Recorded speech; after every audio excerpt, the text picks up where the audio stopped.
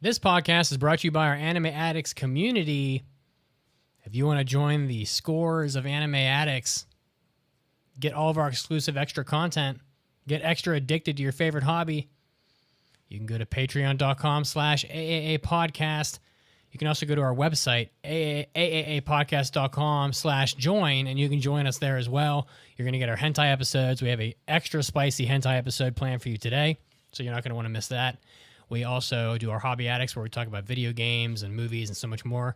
And our after parties as well. 8 exclusive episodes for all you addicted anime addicts out there when you go to AAAPodcast.com/join or Patreon. And now it's time to get this show started.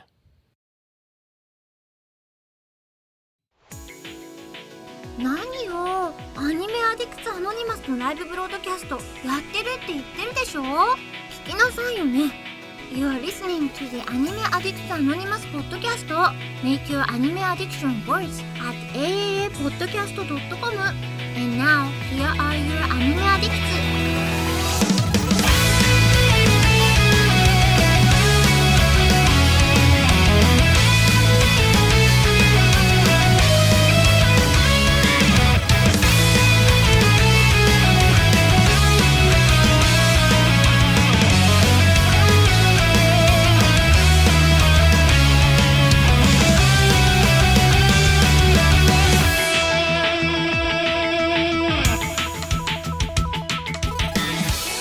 Welcome once again to another fantastic, maybe, hopefully, episode of the Anime Addicts Anonymous Podcast. My name is Mason, and I'm your host today, and I am discombobulated beyond belief because besides trying to make your anime addiction worse, I'm trying to lasso 3 other crazy hosts and 15 different applications to bring this live to you on Twitch, on YouTube, on every platform that you could possibly imagine, and most importantly, to your podcast feed in a nice, safe, beautiful bundle for you to listen to and question our terrible takes.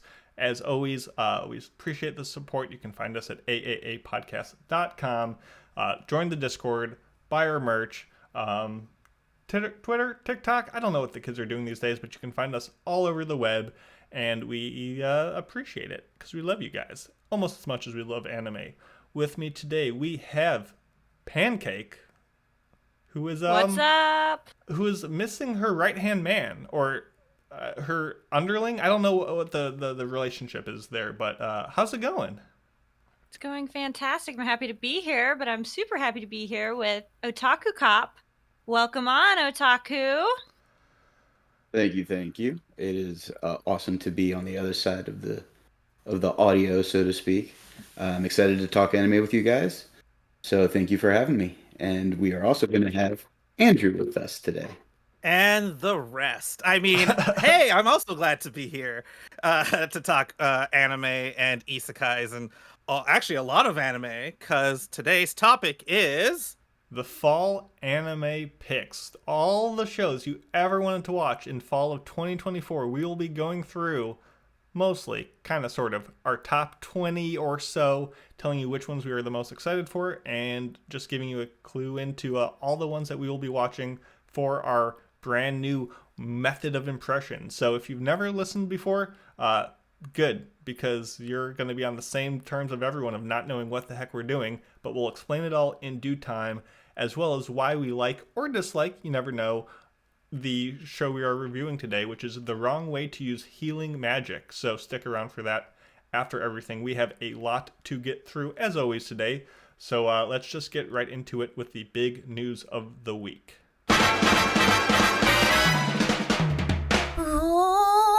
大ニュースです。It's time for big news of the week. So first up, welcome everyone watching live on Twitch and or YouTube. We love you. If the audio or the drops or anything is a little discombobulated, just holler at someone and we will try to fix it. But with that, let's start with Pancake for the big news of the week. So for my big news of the week, we have Netflix most popular anime series rankings for 2024. Netflix went through and ranked the most popular. Number 1 was Delicious in Dungeon Season 1. Big shocker there. As it should be. I guess so. And then next up was Demon Slayer, the Hashira training arc. And then another Demon Slayer is in number 3, the Entertainment District arc. And then rounding out the top 5 is going to be Spy X Family season 1, and then Jujutsu Kaisen season 1. Then the 6 through 8 is all Demon Slayer. Once again, big shocker there. Then at number 9 is My Hero Academia season 1. And number 10 is Monsters 103 Mercy's Dragon Damnation, which I have not heard of. Have any of you guys heard of that one? Yeah, it's an anime that's based on a short story by Oda Sensei, the One Piece author. Oh, okay. And I there's thought a you were gonna sword say in that fake story anime. that's a part of the story. So But those it's are quick. the top I think it's 10. like 25 minutes. Netflix just went in and, saving anime, bringing it to everybody here, and I guess across the world. They ranked them all the way down to the top 27. But those are your top 10. Mostly Demon Slayer. People really love some Demon Slayer. I can imagine we're going to be Yippee. getting their live action pretty soon, maybe, given the amount of Demon Slayer they are pushing on Netflix. What do you got, Andrew? Oh, okay. Well, technically, this is also more Netflix news, so I don't know why I said what I said. It's okay.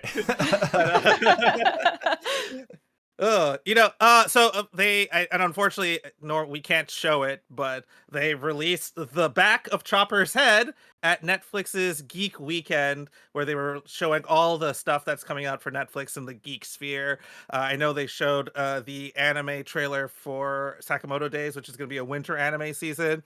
They announced a whole bunch of One Piece casting, including who's basically going to play Nico Robin eventually, and Joe Manganiello as Crocodile, which is pretty wild. That's a perfect casting for me. Apparently, it's perfect casting for a lot of people. It's pretty wild. And so one of the interesting things about, I think, the Netflix One Piece series is that I'm always of this opinion that this season 2 is actually going to define how I think whether or not I'm going to enjoy this adaptation, because this is where it starts to get more fantastical. Like a lot of and this is still pretty grounded for One Piece, but a lot of the fantastical nature of One Piece comes in. And Chopper is like a very big sticking point for me with One Piece as well. Like, he is just supposed to be the cute one. He's a monster in power level, nobody knows, but he's the cute one. And if he does not look good, I don't know if I could even give the show a chance. His back looks fine, but when we get to the face is what's really going to define the whole process for me. And they're being very careful not to put that out yet. So we're probably going to get that closer to the event. But that face is, I don't know. It's just, I'm just a little worried, because that face can remember Ugly Sonic and why we call him Ugly Sonic. I was about to say, are we going to bully them into fixing it? Is that what's about to happen? I don't think Netflix has that kind of money. I think they earned a little bit of trust from season 1, but just a little. If it needs to, it needs to do that. And I mean, luckily it's CG, so it's easy to in post, fix it. But I agree with you, Andrew. It will be a big deal, because not only is it, a sign of how Chopper will look, because like you said, he's an important cast member, but he kind of sets the stage for all the weird creatures they're going to find in their journey. And if they can't do this right, what's my confidence level that they will do the other monsters and all that stuff as well? Probably not. So yeah, I mean, the hair was a little, not the hair, the hat was a little bit fluffier than I was expecting, but like you said, cute aesthetic. I get where they're going for. Man, this biggest face reveal of 2024, we'll see. He's a cute baby boy that needs to be protected at all costs, and that includes his animation. Yeah, well, we'll see what happens. You tell him, Andrew. Otaku, what'd you find this week? So staying in line with One Piece, so Comic Book Resources released an article that actually talked about, I think the impact of One Piece is felt all over the anime medium, but I just found out, and it was 2 days ago that it was published. A former Dragon Ball editor revealed that when Shonen Jump was really struggling in the late 90s, there was a series that came along and saved the series was in fact One Piece. So, it's earned its place in the big three. It's still going. I myself, the interview pretty much just talked about all the different properties that they were dealing with and the challenges of making sure that creators were able to get new material out in a reasonable time. And there was a lot of logistic issues that were causing a lot of problems for Shonen Jump. And then One Piece came along and it just crushed sales and pretty much saved Shonen Jump as we. Anime continues to owe a big thanks to One Piece for driving the medium in the late 90s unto today. Yeah, it always comes back to One Piece. Thank you, One Piece. I guess we have to Yes. say that every Thank time. you, I guess you and your One Piece. 1,000+ Now. episodes and chapters. Thank you, One Piece. You kept Shonen Jump alive so that Demon Slayer could take 17 of the top 10 spots on Netflix's most popular. That's just recency bias. It's how it be, though. My big news of the week is one of those classic, I never expected this on my bingo card for this year, which is the announcement of animation series called Virgin Punk. Now, this is done by legendary, some might say infamous director, Yasuomi Umetsu, and it's done by Studio Shaft. And if you don't know Umetsu, you probably at least have heard of his works, most notably Kite from the 90s and Mezzo Forte from the early 2000s. Very graphic, dark, adult, hentai adjacent in a lot of ways sometimes. Very cool, unique art styles. He's done a lot of anime like art direction and episode directing, but really hasn't directed anything in quite a while. His most recent was Wizard Baristas back in 2014. And the idea that he's coming back with this massive animation series is really surprising. They released a PV for the first story in the anthology, maybe question mark. I don't know if this is a group of movies, is it a group of episodes? Do they tie together? How many episodes will it be? Will it get a TV adaptation like Shaft did with Day to Day Dead Demons? Or is it just going to be movies? I have no idea at this point. All I know is they released a PV for a title called Clockwork Girl, and it just looks like a Umetsu show, and it looks awesome. I'm so excited. It's an original creation, so you know it's going to be wild. I don't know if it will have the same adult, 18 plus viewing age as his other stuff, but I'm excited. Have you guys seen his other works? What are your guys' opinions of those? Are you excited for this? What do you guys think? I'll start because a fun fact about Kite was when it first came out, video stores didn't know better. So you were actually able to rent the fully Thank uncensored God. version at Blockbuster Video. And a lot of people were just like, oh, this box looks cool. And as you progress through the video, you're like, oh. Oh, that goes in there. Let me write that down. Oh. This is when Japanese animation was really starting to break into just being on the video shelves, like without having to bootleg it or anything. So a lot of people were like, cartoons do this? Look like this? But if you could get your hands on just the rated R version, not the hentai version, I'm excited because it really is just, it was dirty, grimy action anime. And I expect nothing but that for these new projects. Just dirty, violent action anime with a heroine who's well drawn. Sequences are going to be cool. There's probably going to be a lot of violence. So I'm looking forward to it.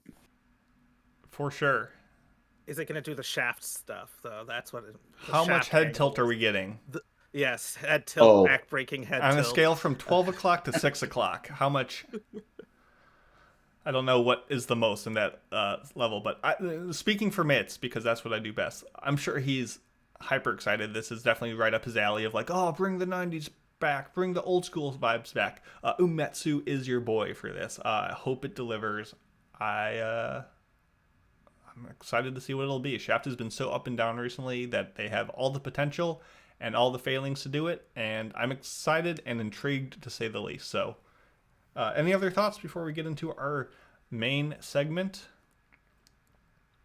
This will be quite a doozy. This is fall 2024 anime selection. So, here's how it worked. Instead of the normal, each person picks out 7 shows and they watch them and they pass or fail them for reviews, the way it worked is all of the hosts, both on this episode you're listening to right now and all the others that we're working with, went through all the shows of the entire season and picked out the 21 shows that we are, in one way or another, think have the most amount of potential. So we're going to go through those 21 shows today and just give a brief, this is the show, this is what it's about, this is why we probably are somewhat interested, where you can watch it, all that good stuff. And then in the coming weeks, once these shows actually start airing, each episode of Impressions, we will take 5 shows, give or take, and kind of do a mini review as a collective of 4 people and come to a conclusion that episode, is the show worth passing for a review? So this is no longer one person can go rogue and be like, I like Metallic Rogue, I'm going to pass that, and everyone's like groans and like shoots themselves. Like, no, this is going to be a little more democratic, but hopefully a little more intense and entertaining. So we'll still only have 6 shows that we will pass at the end of those couple weeks of Impressions. Then we will once again, as always, leave the last 3 review spots open to you guys, the listeners. We'll go on our website, AAAPodcast.com. Will be a big button that says vote for listener's choice, and there the last 3 slots will be determined by you. So you guys have not lost any power here, and you just see more infighting among us. So hopefully it's a win-win. As always, and Mason, we can't forget that this actually gives the live viewers even more power, because they are our tiebreaker. Because what if it's 2 and 2?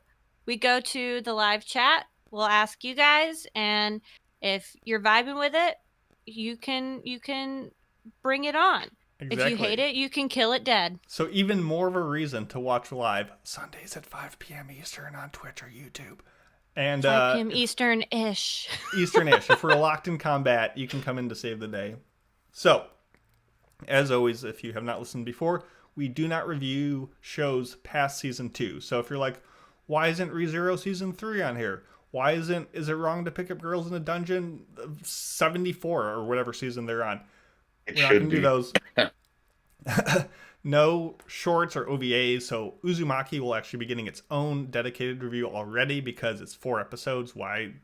So we'll get into all of it. You'll understand it once we get going. So who would like to go first? I mean, I have a quick question. I'm just like, I know we pick these as a collective through a thing, but just for like audience's interest, I guess, was there any thought process in how you guys ranked your shows? Because it's still the same process, right? We all ranked the shows that we would like to review, and we all picked them. So was there any process and like any strategies you did or anything like that? Just quick vite fait, as they say in French. Because I think some people do like to hear that kind of thing. I know I'd be interested in it. I could also go first if you want. No, I let my nostalgia drive some of my picks, because obviously there's a lot of remakes coming out, and I was watching them as they aired or were released on VHS long ago. So, I definitely let nostalgia drive me, especially with Ranma and Dragon Ball being out there in the ether. So I definitely let that drive it. But then, I also just kind of looked at something like, hey, there was a show in this genre that I enjoyed. Why not give another one a shot? Yeah, I just usually hit these shows. I go to the AniList page and I give them like a 5-second vibe check. And that's about it. I don't necessarily watch every PV. I don't read every synopsis. I just see how it strikes me.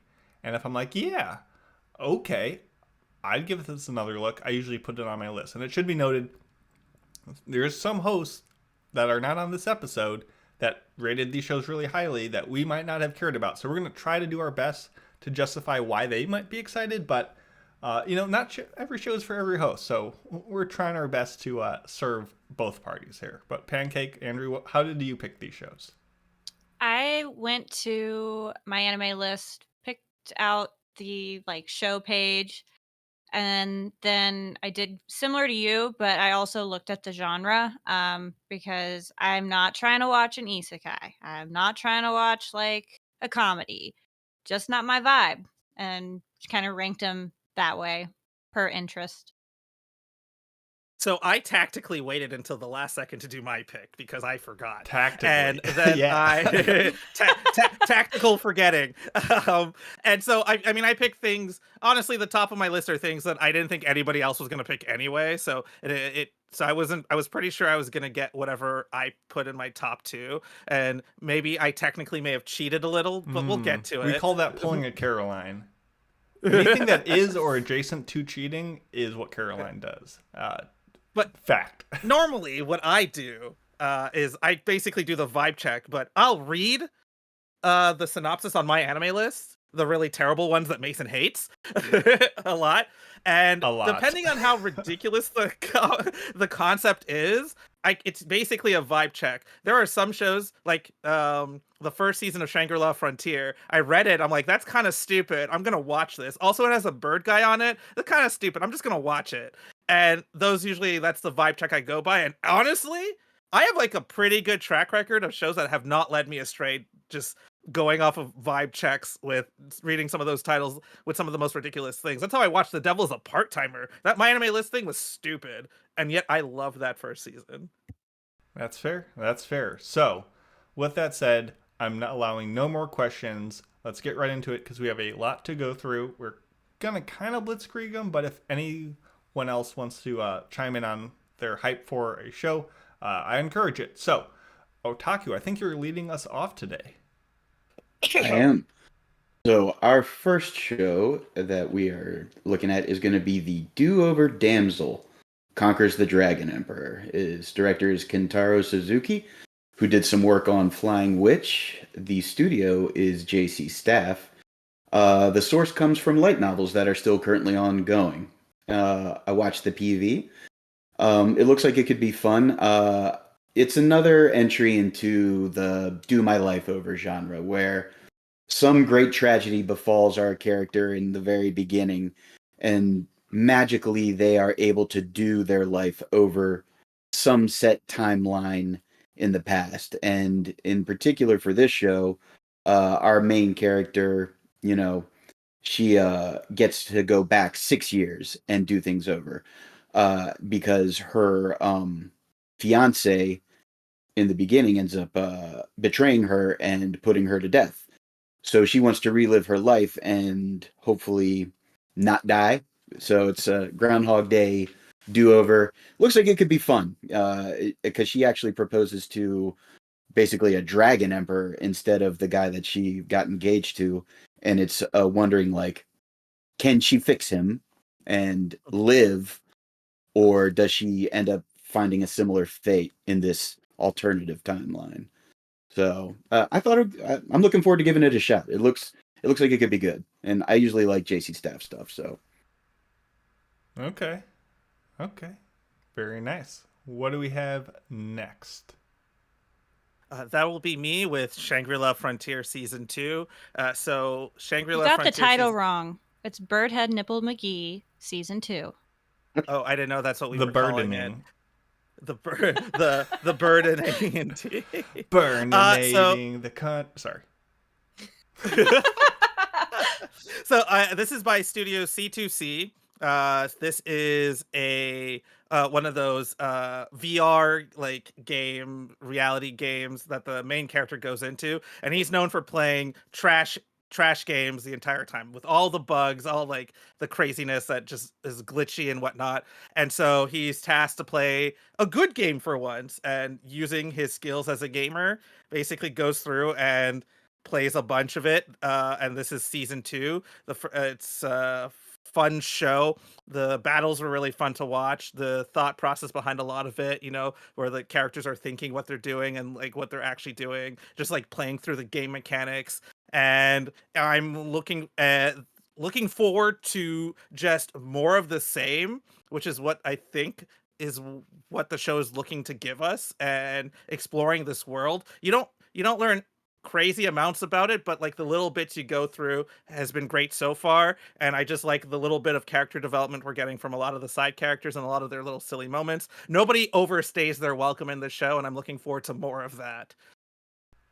I don't remember exactly what episode we reviewed this. You can go to our website and check, because we did review season 1. I remember being overly pretty favorable about this one. It was just a good, solid time. It knew what it was and just didn't feel like it wasted my time too much. And looked good, sounded good, characters were likable. I would definitely watch more of it. Birdhead. I mean, what more could you say? Let's Well, go. more you could say is Nipples McGee, but that's the second part of it. Let's see. First one. We got. Oh, go ahead. Oh no, you go ahead. Go ahead. After you. I forgot you put us in a strange order. So I tried to assign us the shows that we had on our list based on stuff. So it's not roundtable. I'm not holding back Pancake. I'm not. Oh, I am kind of holding you back because your got fury me will caged, come later. pinned down. Oh no. I will say Go the Mason. people in the Twitch are glad to see you finally with your own screen. You are released. You're unshackled. Her power level has finally been unleashed. The next Over 9,000. show we have, as I so coolly and technically savvily, which is not a word, switch out the visuals on our Twitch, is the Blue Wolves of Mibu. This is, I think, will be streaming on Crunchyroll. It hasn't been announced yet, but I'm rolling the dice and assuming that's what it's going to end up on. But if I'm wrong, please don't scare me and yell at me. I will cry. This takes place in 1863, which puts it at about the end of the Edo period, which is right before the modern or Meiji era.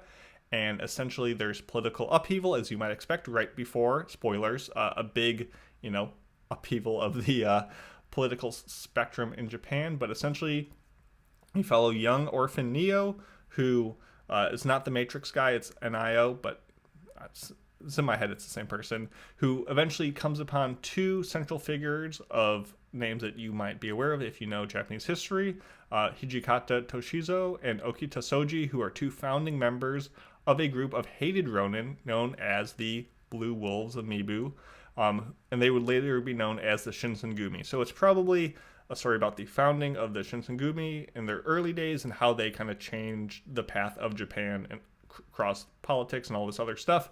It's based on a finished, I cannot stress that, in a finished 14-volume manga by the same creator of the Days series, which is like a soccer manga. I don't know if Andrew's seen that. I have not. I have. I've seen a lot of soccer shows. I know, that's why I'm throwing it to you. How was that series? Because I can't vouch for it.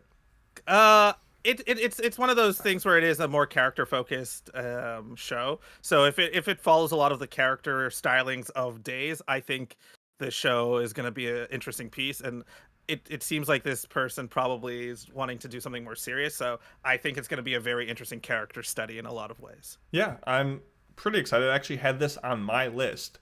That said, despite it being based on my finished manga, I do have some reservations based on the PV because it kind of looked blocky and stocky and chunky, not very promising artistically, and it's done by Maho Film, which is a studio that just hasn't turned out a bunch of great contents. I mean, the last thing I've really seen are nothing good. So we'll see, but maybe solid foundations. We'll see if that's enough to carry the Blue Wolves of Mibu into review territory. What do we have next? That's going to be me. So we're also going to be looking at Tohai Urarate Mahjong Tohai Roku, directed by Jun Hattori, and the studio is Eastfish Studio, who most recently worked on A Condition Called Love. The source material is a finished manga that's 12 volumes, 115 chapters. I will say the PV was very well animated. And it could be an interesting entry into the gaming genre, as it adds kind of a darker, high-stakes twist. Essentially, the best mahjong player in the city happens to be a young high school boy. His name is Kay. He's a teenager. He doesn't really talk much, but because he is very observational, his skills in mahjong are technically unrivaled, and he's always playing people and the rich and powerful. And he just so happens to be hiding a young girl named Amina, who has entered the country illegally, and protecting her from being deported. So, although he spends his days sleeping through class and his nights playing high-stakes mahjong, waiting for when a truly worthy opponent arrives. So, I think it could be interesting. I like anime that has gaming elements into it, and just adding an extra layer definitely drew my attention. Any of you guys going to check this one out? No, only because learning how mahjong worked and the rules to it, just so I could watch the like prequel sort of series to Kaiji, was a pain in the butt, and I don't want to relearn it. No, that said, I love those kind of game twisty things where, you know, you can get this weird anime-isms, and that's always really fun. I don't know, it depends on how much it is game versus how much it is the rest of the show, but, you know, they always have potential in my eyes. If you can make it through Chia Hafuru, you can make it through this. Yeah, but that show is A, good, and B, easy to understand. Mahjong is like dense with stuff. Wow. So if it's not leaning too hard in like the intricacies of the scoring and how to like maneuver around your opponent, like, yeah, it'll be easy for folks in the West to like jump in. But if it's, like I said, like that other show, it's a little bit of a barrier to entry. So I'm hoping it's one of them. I don't know. Well, for this next one, I'm sorry I don't have the music blitzing through your headphones right now. Maybe Mitz can put it in post. But what do we have? MF Ghost Season 2, which MF does not stand for motherfucking, to my dismay. Because I thought it meant that for a while. You can still call it that. In your I heart. do call it that. In my heart. Every time. It's Felix Film, and the director is Tomihito Naka, which is the same as the last season. I watched the PV. It looks more of the same. Hopefully he stays in that Sweet 15. I don't have a whole lot to say about it. Lots of cars go vroom, and hopefully it's more exciting than season 1. I was getting bored towards the end of it. So I know we talked about like Shangri-La Frontier, like, oh, we kind of like season 1. We kind of expect it to be more of the same. But season 2 of Shangri-La is going to go on new adventures and new stuff. Like, MF Ghost is just going to be literally a straight continuation of the first season, considering they stopped season 1, like, middle of a race. So, like, yep. I know exactly what I'm going to get with season 2. And that doesn't, you know, entice me or inspire me, but it also is like a safe pick, because I know I know what this is going to be. I don't need to watch this. Yeah. I already know what I think of it. And it's what it is. It's if you like it, it's going to be, you know, we know what happens at the end of the race, hopefully. Hopefully they don't drag the end another season. But not a whole lot to say. It's motherfucking Ghost season 2. Say no more. With that, we can move on to a show that I think Caroline had on her list, but I'm going to try to do it justice, and that is Demon Lord 2099. And I think there's actually another show called Demon Lord Retry. Like, there's a couple shows called Demon Lord. This is 2099, based on a light novel. This will be on Crunchyroll, done by Interviews with Monster Girls director Ryo Ando, and it is set in the cyberpunk metropolis Shinjuku in the year 2099. The title, wow, mind blown. Where the legendary demon Lord Veltol has his second coming 5 centuries in the making, but this modern era is nothing like he remembered all those years ago. So he has to come back to take over Earth in a way that is a little more modern than he remembers. So, I'm expecting this to kind of be a show that actually Andrew mentioned earlier. Devil is a part-timer, which is this demon coming to modern big city human life, mixed with a little bit of Ya Boy Kongming, which is like the old-fashioned person coming to modern era. I don't know if that will be good or bad. I will say this is JC Staff, which is a show that I'm not the biggest fan of, but they're doing 6 shows this season, and that's a lot. That's maybe a bit too much. I'm hoping, as I always do, that they actually put all their eggs in one basket and make all the rest suffer, because watching 6 middle of the road shows just don't really do it for me. This PV didn't blow me away, but who knows? I have been on the cyberpunk kick as of late, though I can't see this using it as more than a shallow aesthetic, more than like a deep, takedown of how technology has influenced humanity and kind of getting away from our control. I don't know, but that's Demon Lord 2099.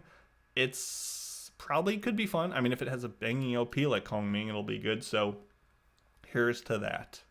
I mean, like At a least bangy Mitsuki AD. won't say ya boy Kong Ming for like 4 months straight. I'm sorry for Boy. everything that show put you through. Oh, it was a great show. I mean, it was fine. Yeah, It but was- you it had didn't a have great to- ED. You'd have to wake up every morning to, yeah, boy. No, all day, every day. It was just constant. It was like the thing. She wasn't doing, hey, DJ. No, Let's the end. see. Oh, okay. If it's anything like what you described, your boy Kong Ming with the devil as a part-timer, then the show's going to be great. Listen, if it's that, Nothing like that, then it's going to be terrible. that's just my hopes, because that's what I think it should be, because that's what we want more of. So, but that's not what this next show is. No, Next- it's definitely not what this next show is. Wait, Nope, yep, it's still you. I don't know why it's me. Very 'cause stressed. Isn't this yours? Or am I crazy? Nope. Either way, it's fine. It's 365 yours. days. Okay. I mean, it's mine on the paper. 365 days to the wedding, or Kekon Surute, Honto Deska, or Are You Really Getting Married? I don't know what they're going to go with in the final, whoever is streaming it. This is by Ashi Productions, directed by Hiroshi Ikehata. So Ashi Productions is interesting because I was looking at their My Anime list, and it feels like they've barely done any animes recently, and now they're just sort of like maybe getting back into the game, or this is just a production studio and who's a producer and who's actually like drawing it. I have no clue, but like we're looking back at some of the old stuff they did, like Vancouver Nova and whatnot, so this might look really good. I haven't seen the PV or anything for any of these. Like I said, vibe check, let's go. But it looks like a fun concept. This was also on my, I didn't get this pick, quote unquote, but it was on my list, fairly high up on my list as well, because the concept is just that one person doesn't want to leave Tokyo, so they're basically getting fake married to not go to Siberia, and it's just two random people. So it reminds me a lot of God, what is The that proposal. show? Yeah, that's the American version, but it's like I feel like it's going to be very much like that geek show where all of them are nerds that end up dating, but like nothing really happens because it had so much more potential, and it had that really cute dance, the whole hand signs and everything for the opening. Yeah, I know which feel one like you're it's gonna talking be- about. Yeah. Yada Beauty yada. and the Geek? Oh, I don't know. No, it's an anime. That's a fun reality TV Oh, show. okay. I have no idea. But yeah, it's that show where it's basically a whole bunch of like nerds and gamers that date, but they're like adults and whatnot. And the guys, anyway, different show. But I feel like this Twitch, show, YouTube. This is why we're doing this live, so you can be like, "How do you guys forget? It's Fact the check show. us. It's Go. not Yeah, gamers. It's the show where they play. oh, it's the definitely Switch. not gamers. No, it's definitely It's not definitely gamers. not- No show can be that. Was it the one that was on Amazon? Geometric? I don't know. I mean, we're gonna get lost on this. Somebody's gonna Wotakoi. yell it at us through the screen. Love- Wotakoi. Wotakoi, yes. you. That's a fantastic Josh show. Lewis, my man, my savior, my beacon Yeah. of hope. You win. And that's what this show is giving me vibes of. Like, I think we're gonna get a very, maybe not as like they're not nerds, but I think we're gonna get a very like from the poster you can sort of tell there are people that are kind of interested in like pushing this along as a real thing. Some people that are kind of like jokey about it. I feel like all of their coworkers are gonna be kind of kooky. I think we're gonna get like kind of like a Wotakoi vibe, and that it's gonna probably be heartwarming at the end, and they probably have some very deep-seated personal trauma, probably that we're gonna find out about in like episode 11. And you know what? I'm kind of here for this. And it's also like a manga adaptation, so it's not original or anything like that. So it also probably isn't going to end, and they're probably not even going to kiss until like season 52. So, but hey, it's fine. It's fine. I'm here for some wholesome romantic vibes. If Yeah. it's giving Wotakoi, I'll be there. I don't. That's just the thing. You know what's also giving Wotakoi, and I'm lying. It's my cheat. I kind of cheated here when because I thought it You was Carolined a bit. It's okay. It's I okay. did Caroline a bit. So keep on the throwing her under Gundam the show on bus. Netflix. So the Gundam show Requiem for Vengeance. From what I understand, this takes place, I think, during the around the 1 Year War, if I'm not mistaken. And it's a CG mess that probably is gonna look terrible. And it's Gundam, and I am known as the Mecha Maestro. I'm still workshopping that name amongst certain circles. And I mean, it's sunrise, so your mileage may vary on the animation. It's I've not seen this director. I don't know who Erasmus is. He doesn't sound so like this might be one of those like fake anime things on top. I might have like quadruple cheated here. I mean, quadruple Carolined here with this pick, but it's a Gundam show. It's gonna be interesting to see how it is, and I'm obviously always gonna force people to watch Gundam wherever I can. So yeah, this one doesn't have too much, but it's a Netflix show. So I'm tepidly looking forward to it, though. I'm not sold on the animation 100% yet. But things during the 1 Year War tend to have will either be very interesting, aka like 8th MS team, or your mileage may vary like a Thunderbolt. So we'll be good as Thunderbolt. No, is what I'm hearing. But we'll check it out. We'll check it out. Oh, what do we have All right, next? Next I'm up, next. we have no, No, it's you. You're next. it's me. Back off my dick. Go. She is next, her. I've been her. So next we have is Yakuza Fiance, and this is about a Yakuza princess that grew up in a crime family from Osaka, and her granddaddy, to make things cool, Gucci with another crime family in Tokyo, he marries her off to the leader's grandson. And at first he seems polite and cool and cash money. Turns out he is not cash money and not cool. And chaos ensues.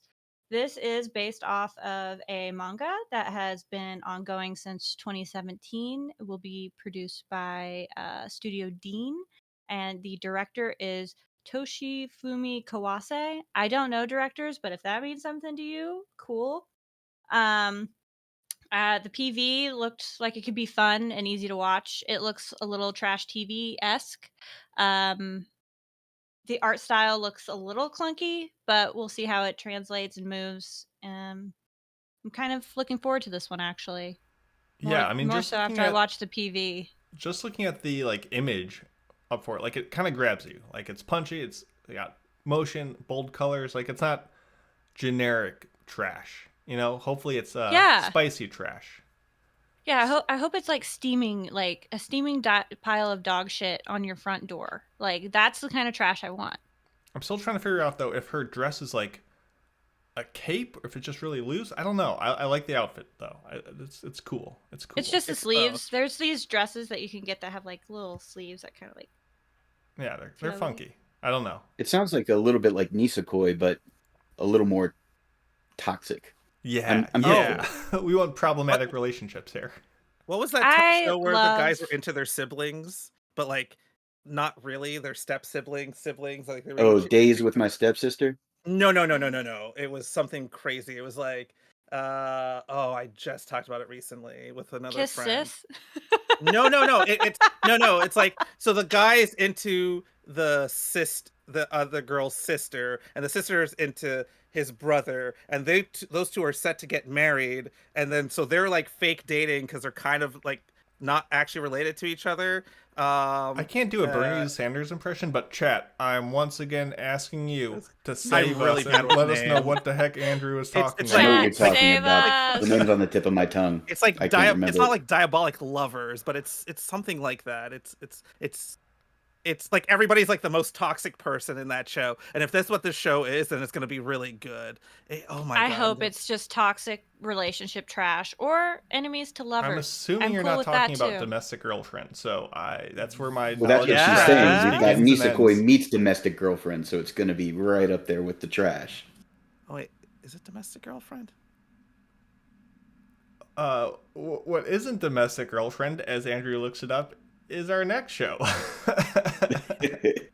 So, this one is mine. Now, the title definitely gives some concerning vibes, but it's If My Wife Became an Elementary School Student. Now, I will admit, I actually looked into the manga just because I was like, is Japan really going there? Like, have we gotten that far? So I looked into it just to kind of see um, what it was about, and I actually ended up really enjoying the manga. So it's by Studio Signpost. They have done a lot of work with Kingdom, and they also did Oda Cinnamon Nobunaga, and it is going to be directed by Noriyuki Abe. I don't know much about Noriyuki Abe, but I will say that having read the manga and watching the PV, it looks like it's a pretty close adaptation. So I know the title kind of is a little bit disturbing, but it really touches on elements of death and grief and dying and trying to move on from a loved one. Because you have the main character, his name is Keisuke Nijima, and he lost his beloved wife Taike 10 years ago. And since then, he hasn't really felt alive. He's kind of gloomy, just dragging around the world. The only family that he has left is his only daughter, Mai. And Keisuke wants Mai to be happy, but he hasn't really done anything for her other than, helping her with living expenses. So they just kind of wake up, go to work, come home, that's it. So basically, their time stopped 10 years ago, and they just kind of live in the same house. They live very separate lives. They don't really communicate until one day an elementary school girl appears in front of Nijima's house and claims that she is the reincarnation of Taike. And like I touched on earlier, it really kind of focuses on trying to deal with some really heavy emotional trauma moving forward. It's actually incredibly wholesome. I'm very much looking forward to this project. Yeah, I mean, it's always weird when you get the title that says exactly what it is, and your first instinct is like, That seems a little creepy. But yeah, I definitely see the little potential and very. value in just a nice healing, feel good, character study that goes through some pretty probably tough emotions, and that sounds real good right now. I think we could all use that sometimes, and sounds like potential. I'm glad to hear it's not immediately like, oh, I checked out this manga and put on my scientific glasses and yikes. So good start. I like to hear it. Yes. Problematic title, not so problematic content. And it was Domestic Girlfriend. Okay. Nice. It was that. Chat, you made me do the work this time. We're tied 1-1. What's next? Up next, we have I'll Become a Villainess Who Goes Down in History, which is, you guessed it, a villainous anime. Bum, bum, bum. Is about a girl who couldn't stand a typical heroine's goody two-shoes attitude, and she gets reincarnated, and she gets to do exactly what she wants and become the villainess of her dreams. But no matter how hard she tries, people really like her. And so chaos ensues, is what I assume. This is going to be from Maho Film.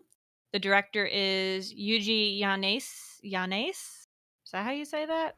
Yanase, maybe? Yanase? I don't know. I don't know how to say it. This is, of course, a light novel that is ongoing since 2019. The PV, I watched it. Not my thing. Definitely comedy, but for the right demographic. I know the villainous, I guess, subgenre, is what I would call it, is gaining in popularity. And for the right person, I think it'll be enjoyable. Hopefully, I enjoy it as well, and we don't fail it. I didn't know if your initial reading of the synopsis was you just being like, I'm not huge into villainous, but here's what it is, or you being like kind of dejected that like this person got to be reincarnated as a villainous, but I didn't. I don't like her. but Me? No, I you're not on your I think villainous kick yet? I think in my next life I would like to be reincarnated into a nice person. So I don't think being a villainous once again would be cool. It's already adjacent enough to where you're at currently. Yeah, it's just I don't want to be the same thing. You're over a couple and over again. ya boys away from just tearing this whole podcast down. Yeah, pretty much. Okay, So, sounds good. Are you guys looking forward to this one at all? If I was a villainous fan, probably. But honestly, I've kind of like sidestepped a lot of these villainous shows. I haven't really engaged with them too much, so I can't say I'm like sick of them. But I also haven't watched very many, so no is the answer. I'm more sick of hearing my husband bitch about villainous shows than I think I am of actual villainous The show shows. itself, so, yeah. yeah. There might be more villainous shows than Isekai. I mean, I feel like No. This is a villainous As the seasons isekai, progress, so Yeah, there's so more and more they're bundled villainous titles. Yeah, they do get bundled together though. Well, let's talk about a Painting very my genre with realistic, villainesses. grounded sports series. How about that? Yes, actually very realistic. So coming at you, aka I guess I should be dubbed season 2 Sama, I guess, maybe, for all the season 2s I'm talking about today. So yeah, the next one is Blue Lock versus the Under 20, aka Blue Lock season 2.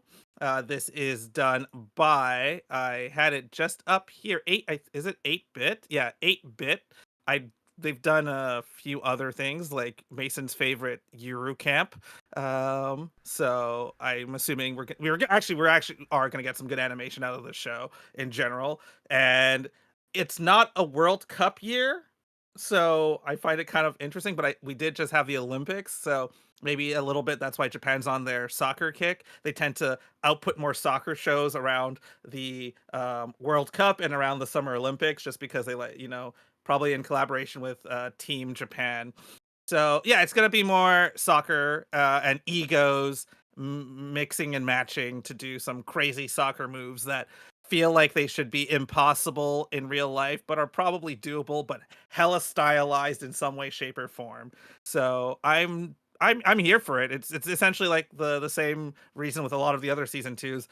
We're just gonna get more of what we already have before. We know what to expect with the soccer show. I don't know if you guys reviewed it on the show. I don't know if you guys have a full review for it. But we definitely reviewed season 1. yeah, and season 1 was pretty solid. It didn't break the mold in like crazy ways, but it took the soccer formula and just put it in a different setting, which I think sometimes just works for some stories. And I look forward to seeing what they're doing with it at this next level. And I think it's like a one course show, so it's going to be interesting to see as well what happens there. So I'm definitely down for some more soccer. I mean, I just love me a good soccer anime. I just love me a soccer anime in general. So I'm looking forward to more soccer anime. So yeah, This is the exact same vibe I have with Shangri-La Frontier. Like season 1 was fine. It was fun. I'd watch more of it. If it was presented in front of me. I don't need to see more. I know exactly what I'm getting into, but it's just good high octane sports boys, and I'm not going to say no to that. I'm right there with you. Love a good sports anime. I'll be definitely checking it out too.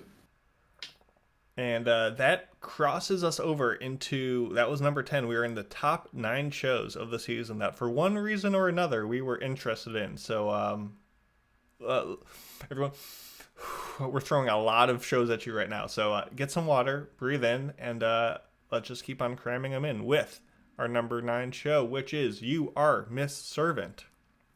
This is on Crunchyroll based on a manga, and tells the story of Yuki, who from her youth was told that she is nothing if not a cold, efficient killer, and she is finally given the chance to kind of leave her upbringing behind of being a murderous assassin, whatever lady, to become a maid, hence the Miss Servant in the title, and thus begins the journey of a former assassin learning what it means to be normal.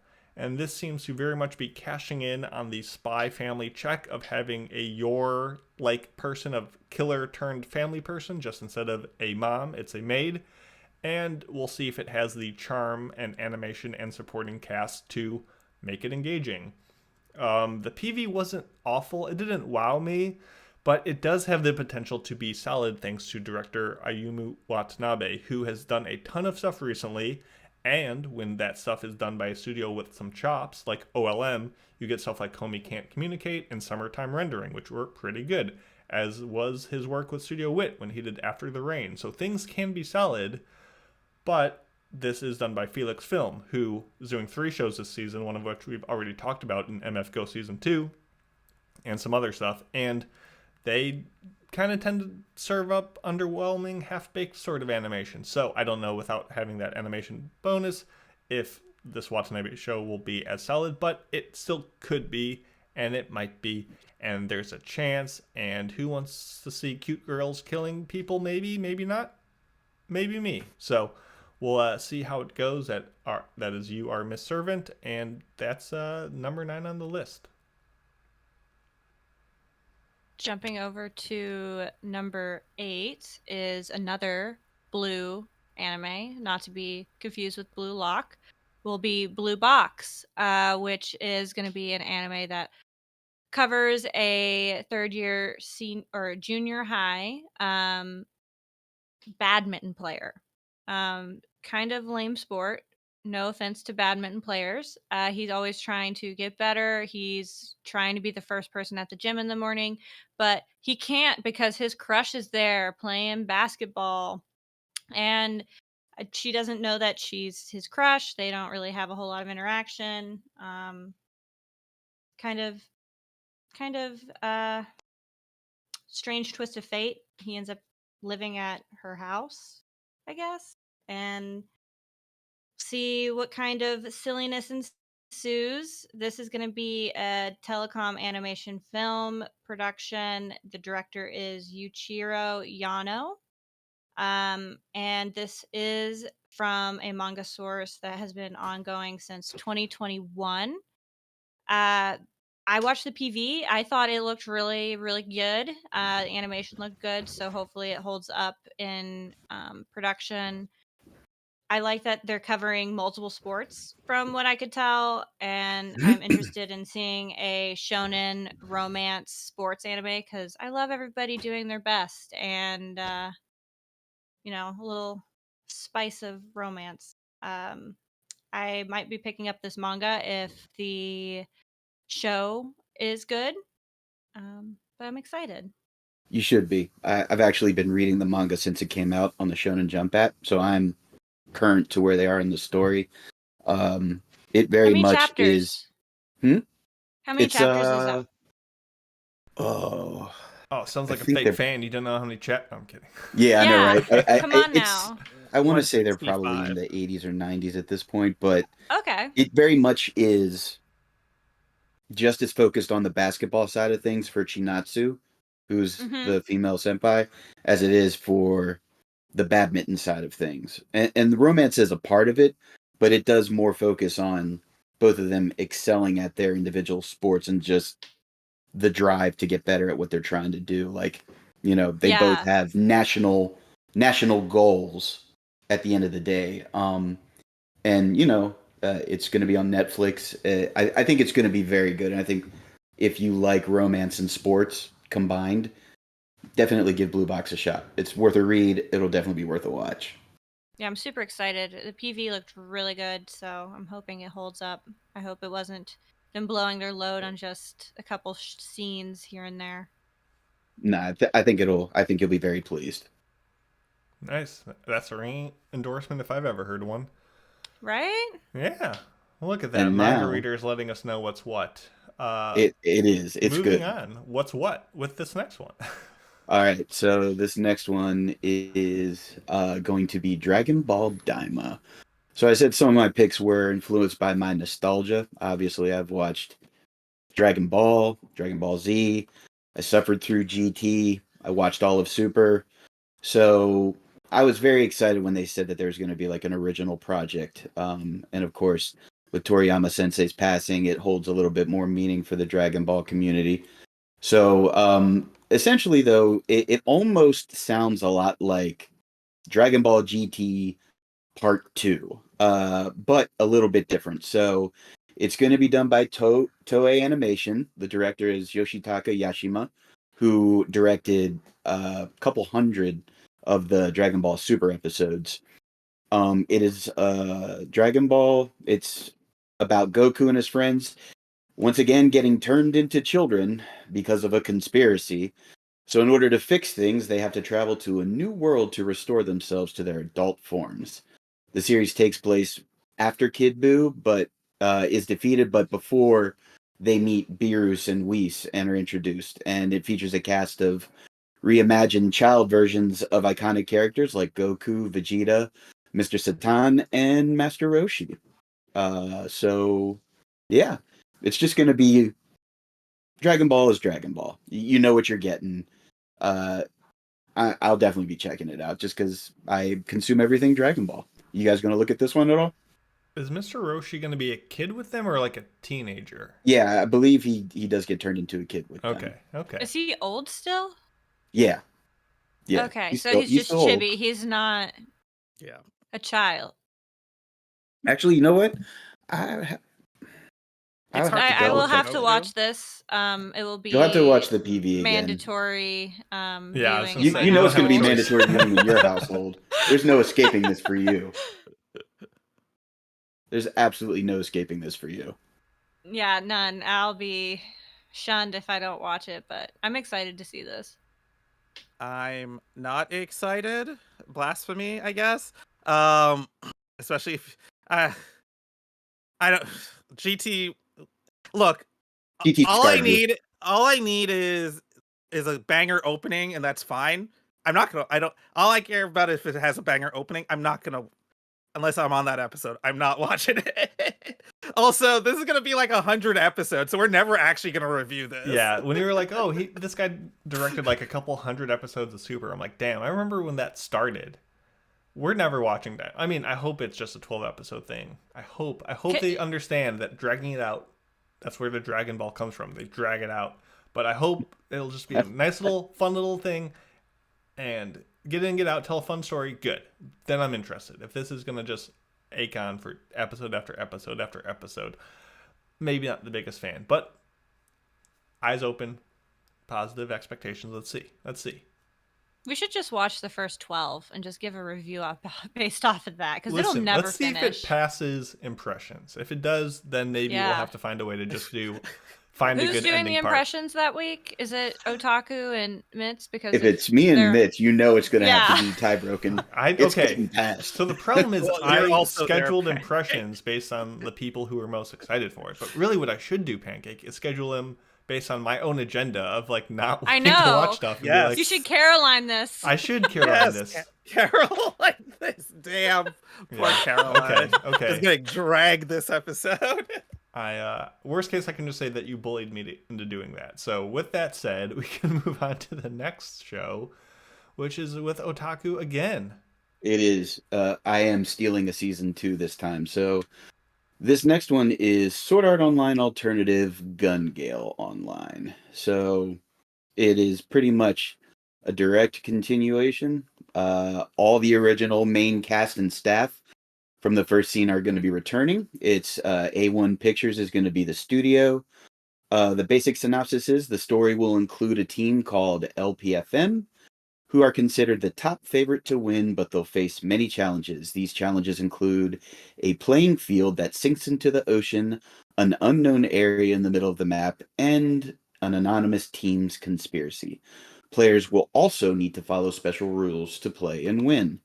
And if you watch Season 1, it's pretty much the Sword Art Online world from Season 2 of the original, but it's instead of the online role-playing game, it's first-person shooter based. And it's cute girls shooting big guns, and who doesn't love cute girls shooting big guns? And it's in the Sword Art world, so I am Sword Art Online's #1 apologist. I will be there no matter what. There you go. I hope this doesn't pass, only just because like it's not season 2, but it kind of is season 2, but it's like an adjacent, like I'm not in the Sword Art Online like headspace. I have not followed it for a while. People still seem to love it, so I still bll believe them. But then again, they're Sword Art Online fans, so I don't know how much I believe. No, I'm kidding. We'll see what happens. People are hyped for it, Oh. so people are going to be watching it. So might as well talk about it.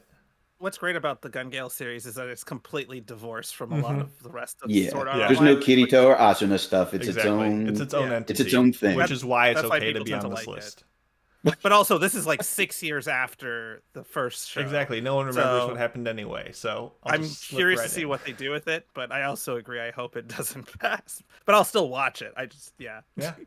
Once Again, again, it took us 15 years to get Devil as a part-timer season 2. We can do with 6. It's gotta pass the vibe check. you got it. Well, is this next one going to pass the vibe check, Pancake?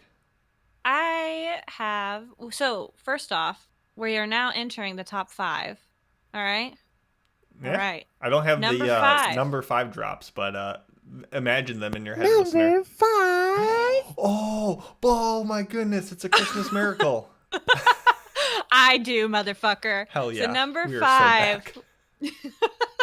we got Negative Positive Angler, which is going to be an original anime, and it is by Studio Nut on My Face, and the director is Yutaka Imura. And this is a story that follows a sad boy, Sunihiro, and he's burdened with debt. He's got lots of debt, and he's going to die in 2 years. So basically, he falls into the sea, and then he meets some homies, and they're going to go do some fishing. Looks super interesting. I don't have a whole lot to say about it. I'm super excited for it. The concept looks interesting. Either it's going to be really good, make me cry, or it's going to be super disappointing like many original animes are. I love rolling the roulette table on originals. Yep. You just never know what you're going to get. Though I was hoping you would pass this in the future just so we get more nut-related puns. Like, oh, Studio Nut, directed by Nut-Taka Nut-Mara. And just, like, make everything, like, a nut-related thing. Negative Positive Nut. Yeah, exactly. It looked interesting. I did actually look at the PV for this just because out of curiosity, and it passes my vibe check. It just the only problem I think why I didn't like put it on my list is because fishing and lots of fish, and I'm not exactly the most looking forward to seeing all that CG fish stuff that they're gonna do probably in the show. So, but Fishing is one of my favorite things to do in the side quests on video games, and to help Mitsugi, a lot of times he'll be like, will you do the fishing part for me? So I am your resident fisher. I cannot Nice. wait. I'm also super excited about having an adult cast. Any anime that has an adult cast will be a little bit more interesting, just because you see more adult dynamics, and it's not just like school festival or what is it, sports festival, those kinds of things. Mhm. And dealing with that kind of stuff. So And it's something new that they haven't really touched. And I still can't believe we got a fishing anime before a decent hockey anime, but that's for a different Time day. will tell. We gotta wait till This is actually, like, anime the second gets one. good. Well, he's not into fish, but he might be into fists with this next one. Mecha Ude. Yes. So this is an interesting show in that this was kickstarted first as like an OVA special, and then they use that to basically sell, I guess, the show. And it essentially these alien life forms come to Earth and they fuse with people, and it gives them special abilities that look like mechanical limbs. So yeah, and it's essentially this guy gets a really special one. People basically want it. There's other ones going around doing some fucked up things to some people, and it's just gonna be a basic, from what I understand, a battle anime. I saw I actually kickstarted the original Kickstarter for the one shot or whatever, the original animation. That's So awesome. I do own it. I probably should have pulled it out, but it's somewhere. I'll pull it out for the review when it inevitably gets passed. No, I'm kidding. But I think it's interesting because it is an original. It's not based off of anything other than that original concept, and that was made into that one shot for that they sent out to a bunch of places. It's being done by it's being done by the new studio, obviously Trip Studios, but I think they're getting some help from Pony Canyon, so that means that they're definitely going to try and do some crazy stuff with it. There, the animation looks pretty cool and stylized, which is always, something I can use as a selling point going forward. And yeah, no, this was definitely one of the top shows I was going to pick. I'm looking forward to it. It's just and hopefully if the animation keeps up, obviously there's going to be some bad parts because it does take place in a school. So, but if there's like a lot of good animation for like the fight sequences, then I am here for it, and I think it's going to be an interesting show, at least on a visual level, if they keep up even some of the style from the ONA. I don't know if you guys can see this guy with the green hair on the image, but he's got like a line in his hair, and I don't know if that's a hat or I don't know. It's wacky. It looks cool though. It looks like a very Andrew show, for better or worse. Wow. You'll never know which one, because now we are in the top 3 shows that we are the most excited for. Number 3. All right. So this is going to be the remake of Ranma 1/2. And I personally am so excited for this show. I watched the original as it aired. We had to rent videos from Blockbuster to get them all. There's 7 seasons total from the classic. It's just a straight remake. The manga's been done forever. It's Rumiko Takahashi. I mean, it just remade Urusei Yatsura on High Dive last year. I thought that went over very well. She's just it basically, if you don't know anything about Ranma 1/2, it's a comedy, karate, romance, action. It's all into one. And the long and short of it is the main character is Ranma Saotome, and he goes on a training mission with his dad to a cursed hot springs, because who doesn't go to cursed hot springs for training missions? And what happens is if you fall into one of these springs, whatever creature or person died in the hot spring you fall into, you now turn into that if you're splashed with cold water. So Ranma falls into a spring that a young lady drowned in. So when he gets splashed with water, he turns into a girl. His dad fell into a spring where a panda drowned. So his dad turns into a giant panda when he gets splashed with water. It's just a giant comedy. Like I said, romance. He ends up moving into his father's friend's house, and they decide to continue the dojo, which is the Anything Goes School of Martial Arts. Akane, who's the youngest daughter, and Ranma are now engaged, and it just ensues. So I think it's going to be a very on-point adaptation. They'll probably tone down the nudity from the original a lot, but other than that, I don't really see them changing much, and I'm excited to see what they come up with for this new adaptation. So, how do you feel about that ending that does not exist? I mean, we're not going to watch that many hate episodes anyway, so. Oh no, I'm It talking about doesn't the matter. manga. It's Rumiko I hate it, Takahashi. but I still watched She's only every ended one OVA, every series. movie. It is what it is. At the end of the day, we're getting more Ranma content, so I can't be mad about that. I'm just spicy today, apparently. I was going to say, this feels like very much in the wheelhouse of the Urusei Yatsura remake that we got. Yep. So, once again, if they can do a banger OP, it'll get the people in the door. It is Studio Mappa, so we'll see. We shall see. All right. What's our next number? Number 2. Number 2, we have Orb on the Movements of the Earth. And this is a manga adaptation. This manga is finished. It ran from 2020 to 2022. It is going to be made by Studio Madhouse, and the director is Kinchi Shimizu. I suck at Japanese. She moves these nuts. Sorry. Yeah, I do. Mm-hmm. It was a softball. You had to take it. Yeah. It's fine. I'll take all the softballs. Anyway, so this takes place in 15th century Poland. Represent Poland. We suck. We don't do anything but get taken over every time there's a war. So we got to have something, right? and basically follows a scholar, and he's trying to say the Earth moves around planets, from what I gather, and that's not cash money in this time period. So PV doesn't give us a whole lot. However, I'm excited, and it has an interesting concept for an anime. I generally like historical flavor, and I think a lot of other people enjoy historical type anime. And I don't have a whole lot to say. It doesn't have a whole lot out there right now. I guess the manga, but I haven't picked up the manga yet. I might after this gets started, just to compare the two, to give a, if it gets passed, give a manga versus anime type of review. But it'll be interesting. Oh, I I'm like so the excited research for this aspect. one.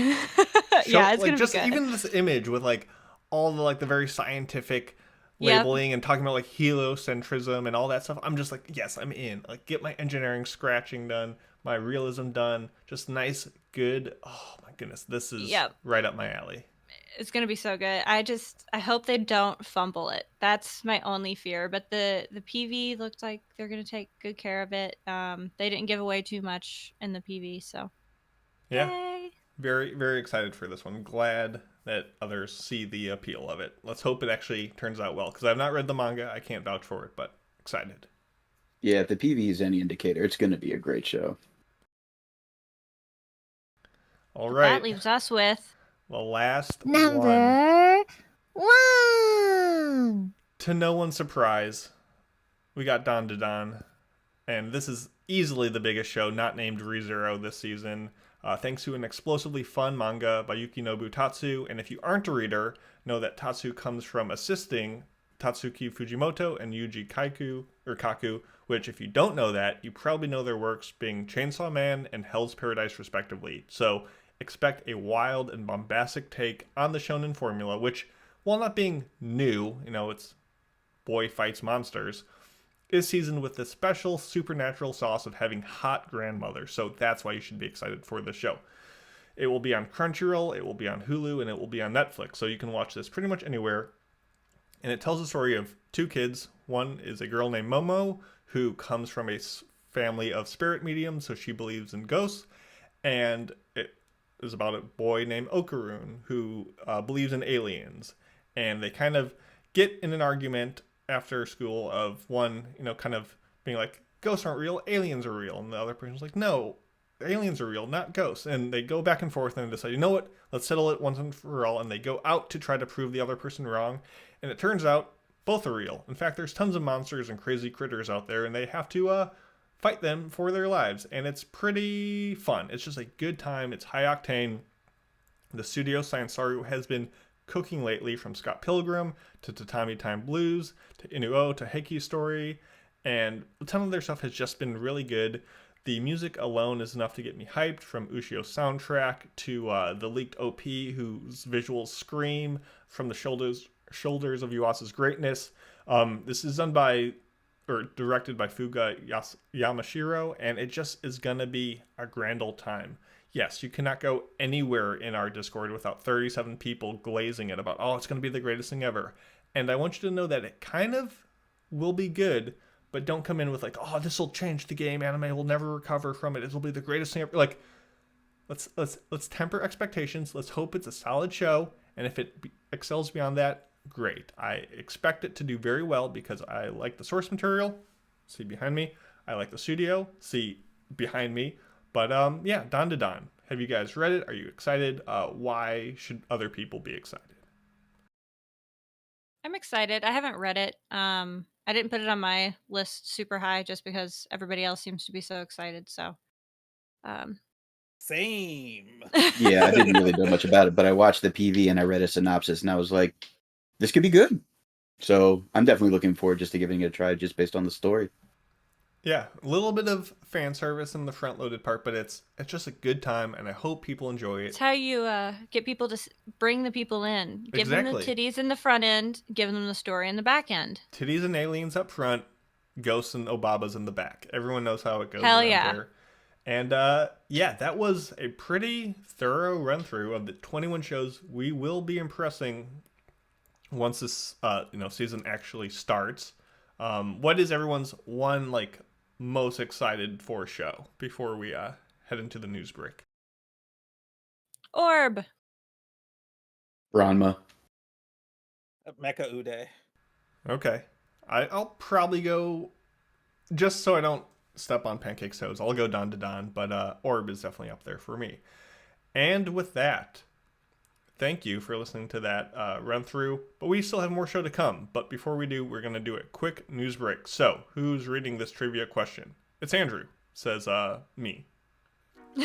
I mean, I did last time, and I'll do it You're this so time. good Actually, I at did it, last though. time. You're so good. I don't think I did last time. All right, here we go. Time for I was reading the mailbag section. Time for this week's weekly trivia question. In the show, The Wrong Way to Use Healing Magic, what is the name and species of the animal that Usato adopts as a pet? Yeah, cool. Okay, trivia time. Let's go.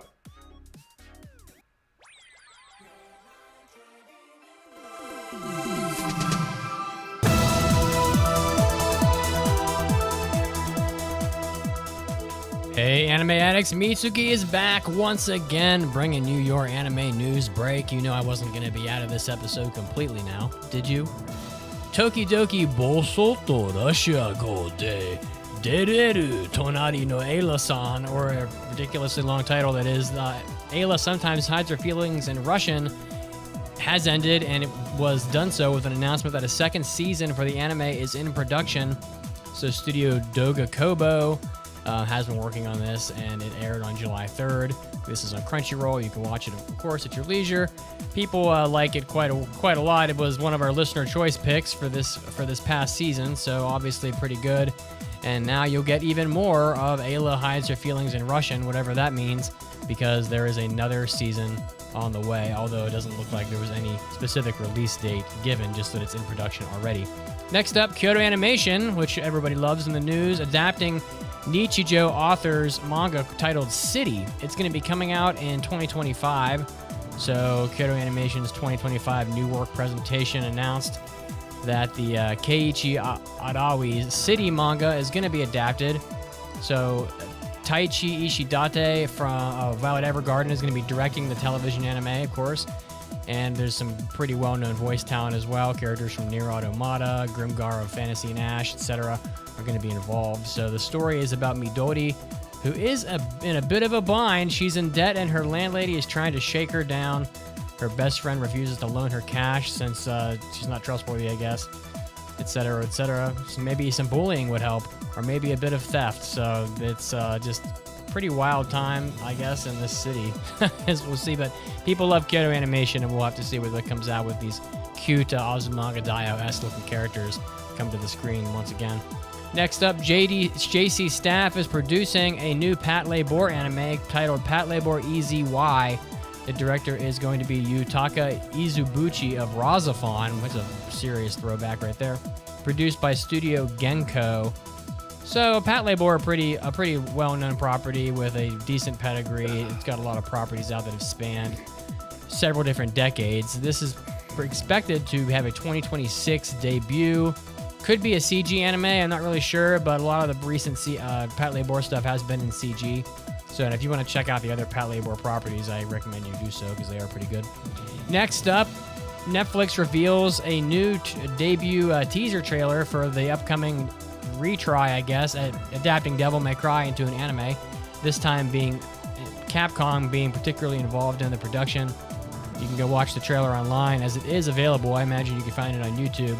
So Netflix announced that it was producing this TV anime about a year ago, but now they've actually got trailers out, which you can watch and check it out and give your own feedback on.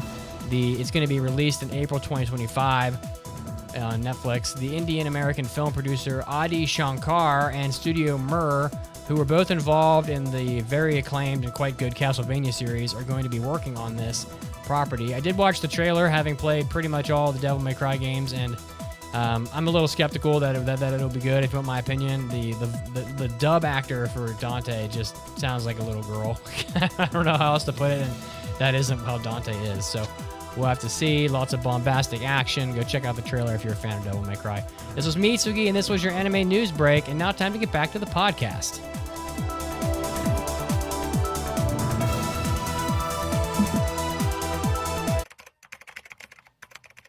So here you are, studying for college finals in your dorm room.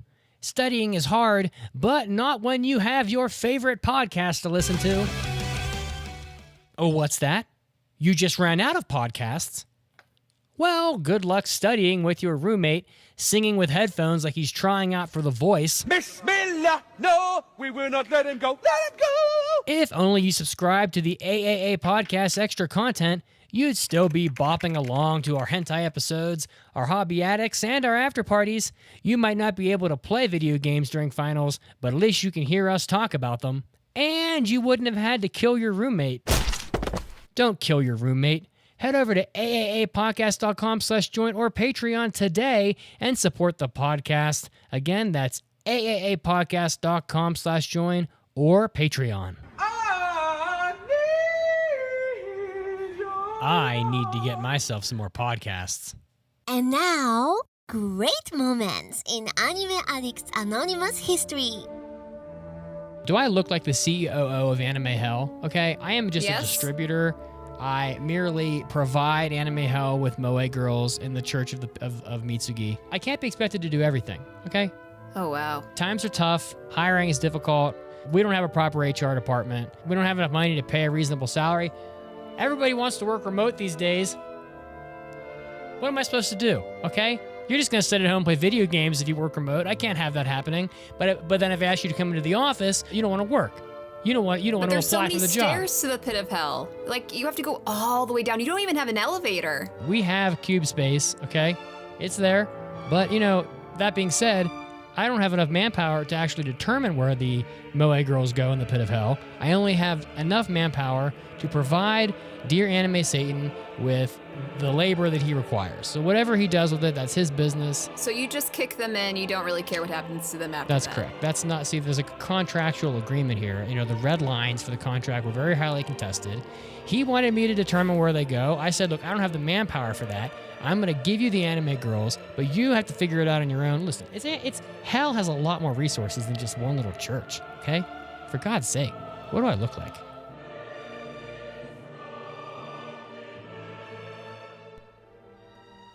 Welcome back to the podcast following that very interesting news break, aka Mitz being a really good chap and doing it for me, so I did not have to do it. So thank you, Mitsugi. You are, despite what that news break said, a saint, and we appreciate you.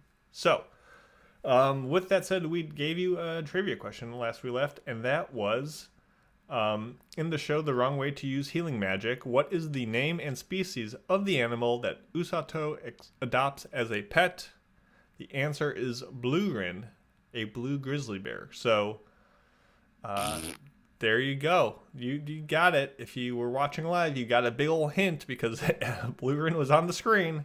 And at least that hopefully triggered something. If not, you're welcome. I don't know. Next up, we do want to do a quick shout out for two great Addict supporters who recently signed up for our extra juicy bonus content and do all the things that essentially give us money to help support this show and all the stuff you get from the hentai episodes, the hobby addicts, the after parties. We're doing an after party today. It'll be pretty fun, but we'll see. So thank you to Apparent Weeb and Sadie C, the two newest folks we got on board. So we love you. We appreciate you. And you're super sexy. Oh my goodness, I heard that they were super sexy. So I'll vouch for that. Okay, enough of that nonsense. It's time for an almighty anime mailbag. Anime.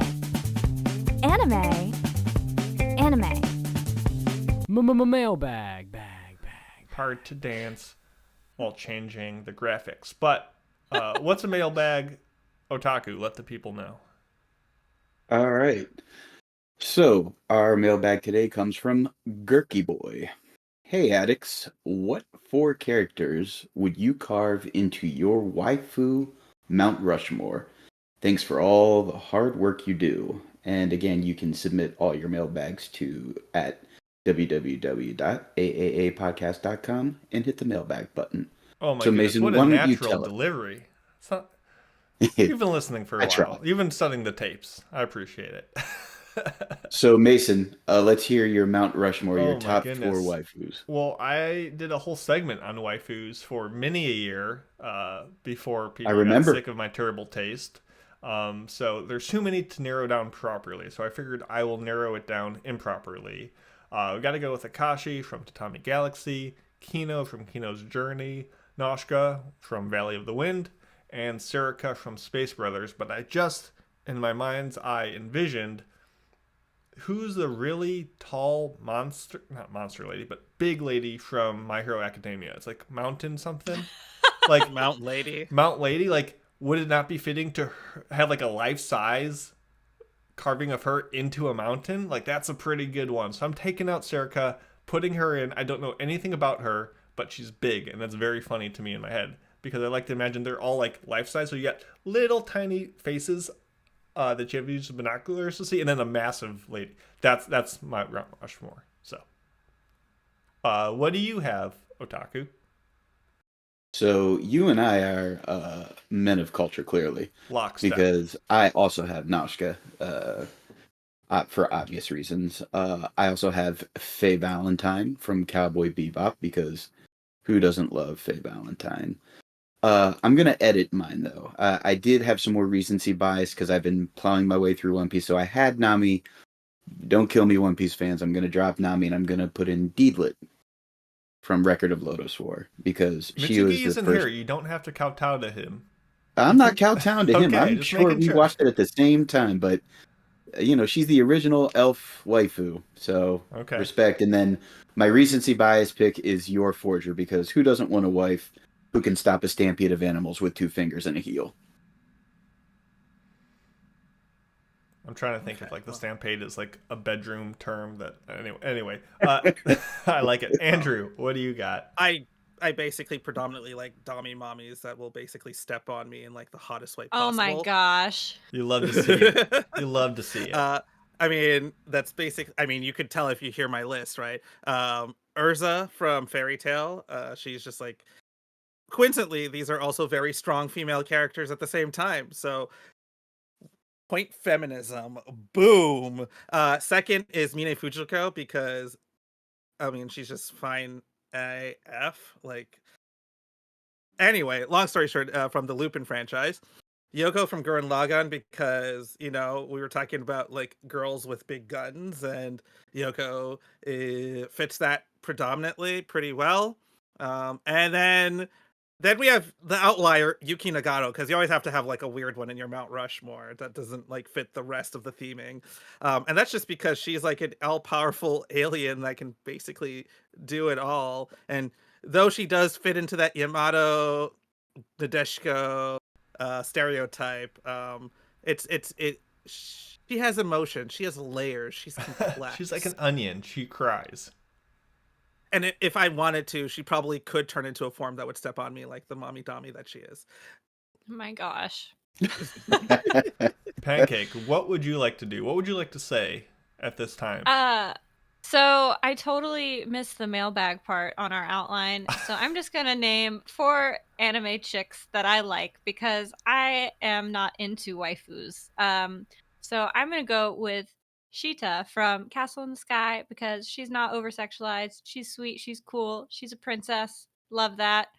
I'm going to go with Botan from Yu Yu Hakusho just because she's fun. She's cute. She's spunky. She's got drip. She does. She's got the most drip. And who doesn't want like a little, witchy broomstick riding girl, right? Right. Casca, because obvious reason, she is the dark-skinned goddess everybody wants, and we all just want her to, end up happy. She's got the drip, but it's like the physical blood version. Like she is bleeding profusely. Yeah. But like, yeah, and she's still strong, strong female character vibes. And then Bulma, because she's a good mom and she puts up with Vegeta's dumbass. So there we go. I feel some Mitsugi vibes going on there. I feel like Well, Mitz had a hand in that. We are married, so there's a reason we're probably married. Well, Good let's choice. see if this review we're about to do is the reason that you guys will no longer be married, which is... Okay, maybe that was a bit too hard of a transition, but the wrong way to use healing magic. This is a winter 2024 show that was passed by Mitsugi, so he is to... I'm not going to say blame, but blame for whatever is about to happen. You can watch this on Crunchyroll, and it tells the story of our main hero, Usato, and psych, he's not the main hero. He's just the loser who got roped in with the two actual main heroes who got summoned from high school to a fantasy world where they were given powers beyond their wildest dreams to help defend this poor innocent country from the invading demon army. And, one of the heroes gets the power of lightning, one of the heroes gets the power of light magic, and Usato gets the very strange and rare and unique power of healing magic. And he gets quickly recruited into very unsavory platoons and gets sent out to do their thing. And the story is about him and his adventures. It's directed by Takahide Ogata. It's done by Shinei Animation and Studio Ad, and it is based on a light novel. And I want to know what Otaku thinks about it. So what were your expectations going into this review? Oh, I am also the self-proclaimed isekai apologist. So when I saw the PV and I knew it was going to be an isekai, I was like, yes, give me more. I'm here for it. It looks decent. I didn't expect much from it. I just was like, give me some fun action comedy, otherworldly adventure. I'm in. So didn't have a lot of expectation, but I think the PV held true to what it was. Excellent. And let's jump back and forth. Let's go with Pancake. I didn't really have expectations. I just thought it would be ass because it's another low budget looking isekai. I mean, the bear's name is Bluegrin, and it's a blue grizzly, like BFFR. Andrew. I'm liking this back and forth. Yeah. Andrew, what do you think? What were your expectations? Okay, well, everyone was like nice and short and sweet, and then we get to me, and I'm welcome to Andrew's isekai picking method of what isekai I'm gonna watch. Basically, I was going through a bit of a fantasy kick over the summer, and I decided to watch a bunch of random isekai shows, and I caught up on Slime, and I'm like, I just want to watch another isekai show, something with like a fantasy system, nothing too crazy. And so I decided I'm just gonna look through what isekais are being proposed to me on Crunchyroll, and I'm gonna watch them. And here's the kick: if I only see women and one dude, I ain't watching you. Period. I need at least one other dude on that poster if you are a male protagonist. Otherwise, your show ain't worth the watch under my system. It's misogyny for quality. And this is because a lot of times these shows that are just basically harems disguised as an isekai with characters who are only horny for the main dude, and it's just, they don't tend to be interesting. So when I saw the poster for this, which was a whole variety of different characters and a cute looking blue bear, I'm like, yeah, sign me up. It's probably not going to be great, but I'll give it a shot. And I watched it, and you know what?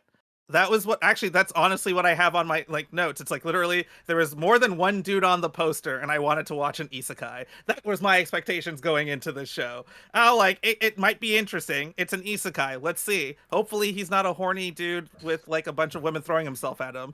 And as you'll find out, that's not exactly the case. Yeah.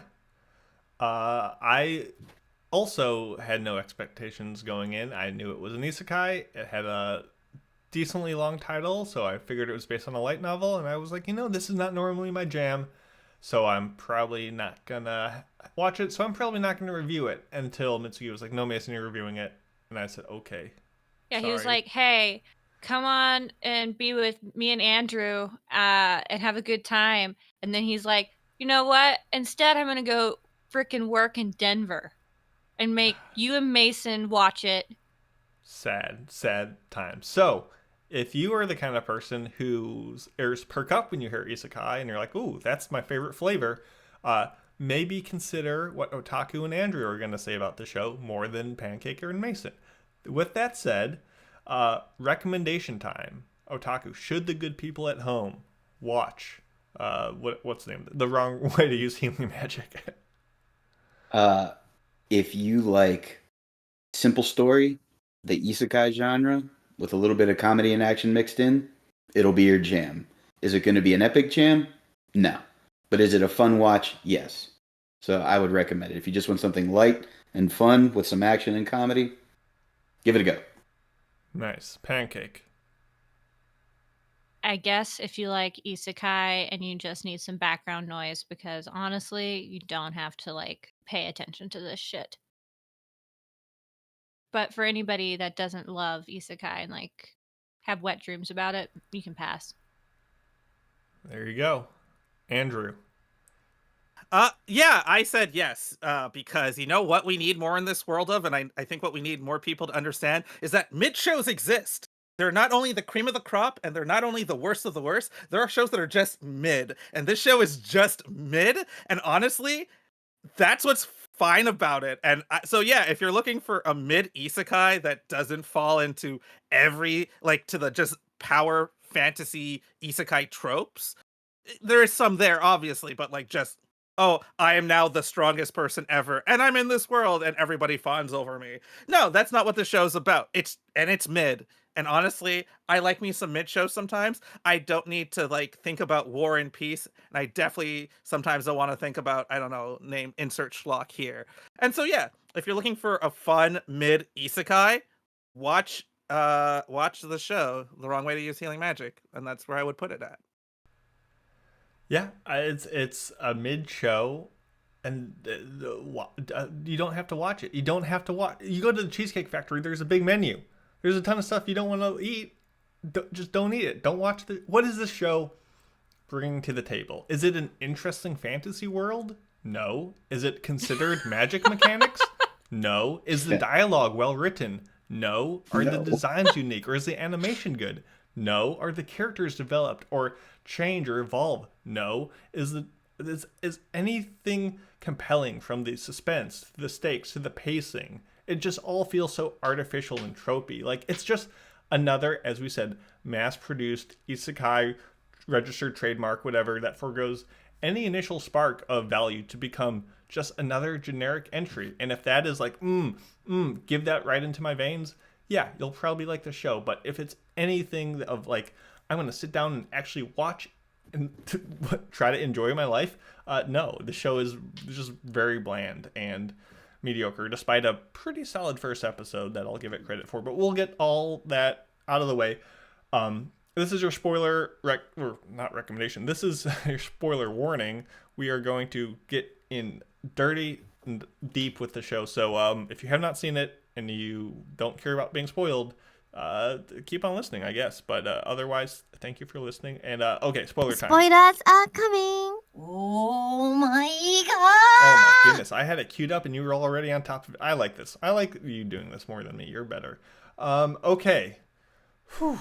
Spoiler time for Healing Magic. What do you guys want to start with? The plot, the characters with, I'm putting air quotes around it because, yikes. What are people passionate about? What do you guys want to talk about first? So I'll say that I think the show was just as much about Usato as it was about the captain, Rose. Like her overcoming, the loss of her team, training her protege. I felt she was just as much, if not a bigger part of the show than the people brought in from the other world. And that's, I think, what I liked about it, because she could technically be one of our big muscle mommies, because she certainly kicked ass and she was incredibly powerful, yet she still had enough complexity to have trauma that she was overcoming, and that's why she was so hard on Usato. So there was a little element of complexity. Not much, but it was there.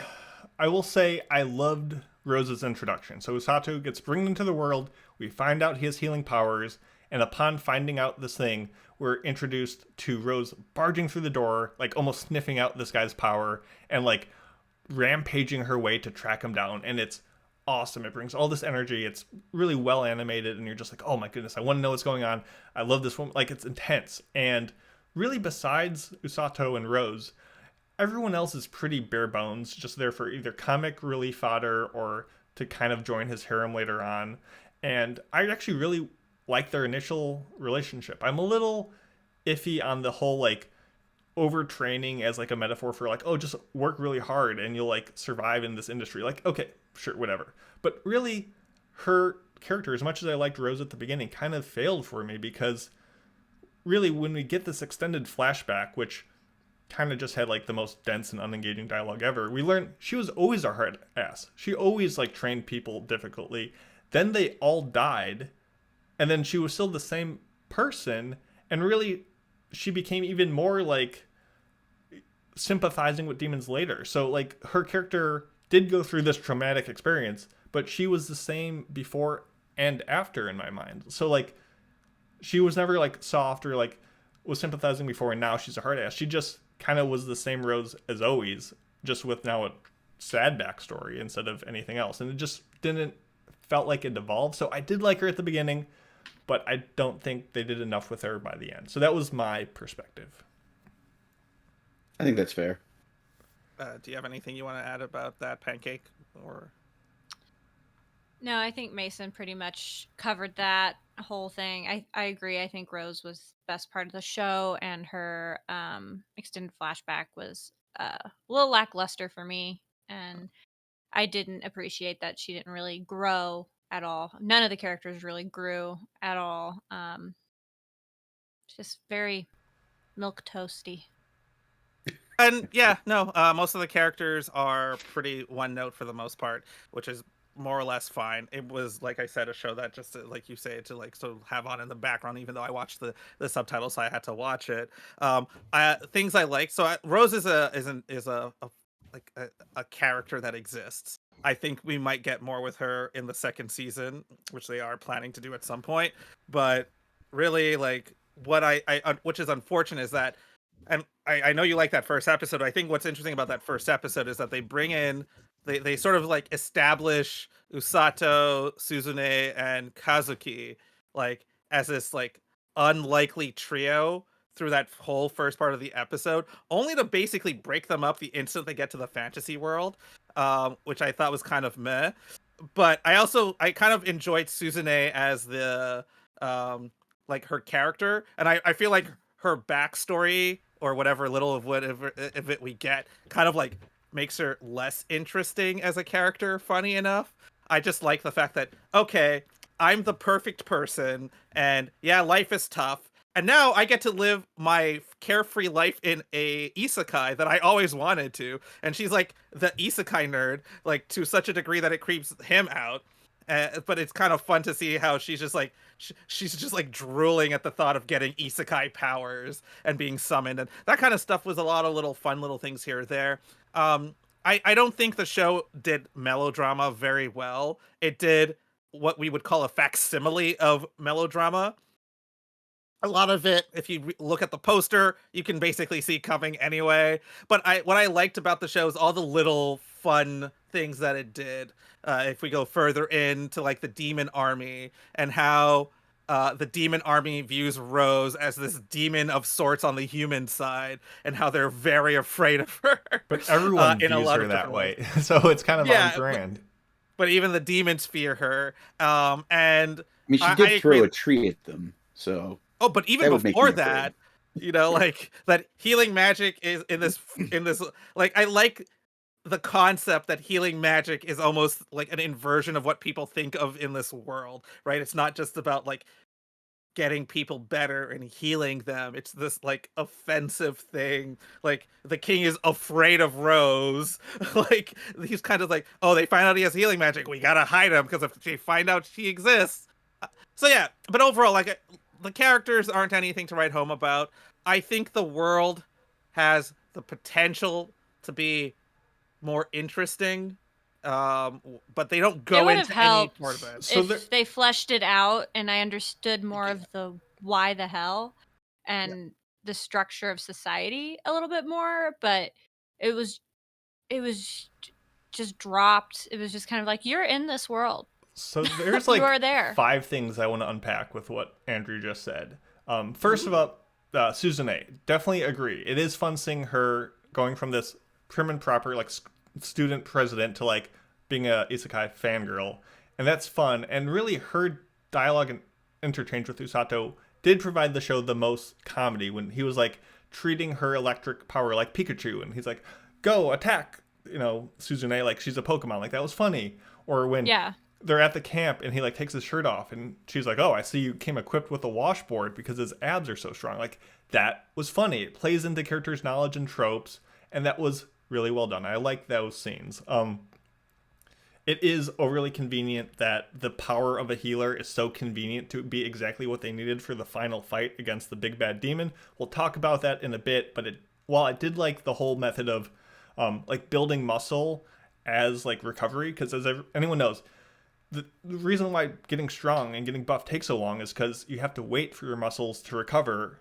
So to be able to instantly recover and constantly train, it makes sense, like kind of in a roundabout way, as why he got as strong as he did. Like I liked that mechanic, but it really didn't go any further than that. And I think the biggest sin, and something we'll talk about, is this show does have a lot of potential. Like the world could be interesting, and the different factions and places they could go could be interesting, and I would bet that season 2 is better, but it seems kind of tough when they drop you in this fantasy world and then they're just like, "Oh, you're actually trapped in a forest."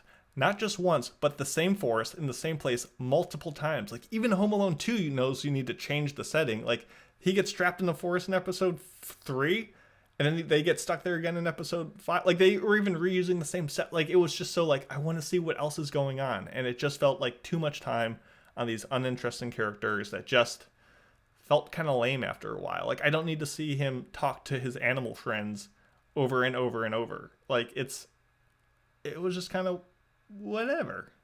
Very one note. I felt like this season. It felt, especially with the naming of the final episode, and I'm sure we'll get into it in a bit. It just seemed like a trailer for season 2 the entire time. Yep. It just felt very much like a slog after a certain point. And it's weird. I didn't like the show. I'm going to give it not a good score. But I walked away from it being like, oh, like season 2 could be good. But the potential in the season 2 does not make a good season 1. And what's even funnier is that really all of the setup for season 2 with this grand journey and adventure kind of got ham-fistedly thrown in there in the last couple episodes. So we could have cut out this whole like middle 7 episode section.